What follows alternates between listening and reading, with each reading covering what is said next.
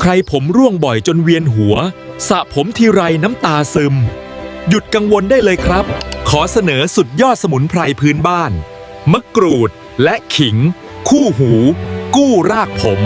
เตรียมแค่มะกรูดสดสัก2 ลูกและขิงแก่1 แง่งก็พร้อมแล้วครับเผามะกรูดนิดหน่อยให้หอมแล้วคั้นน้ำนำขิงไปตำแล้วคั้นเอาแต่น้ำผสมทั้งคู่ทาให้ทั่วหนังศีรษะนวดเบาๆทิ้งไว้15 นาทีทำสัปดาห์ละ 2-3 ครั้งช่วยลดผมร่วงกระตุ้นรากผมใหม่คืนความมั่นใจแน่นอนครับ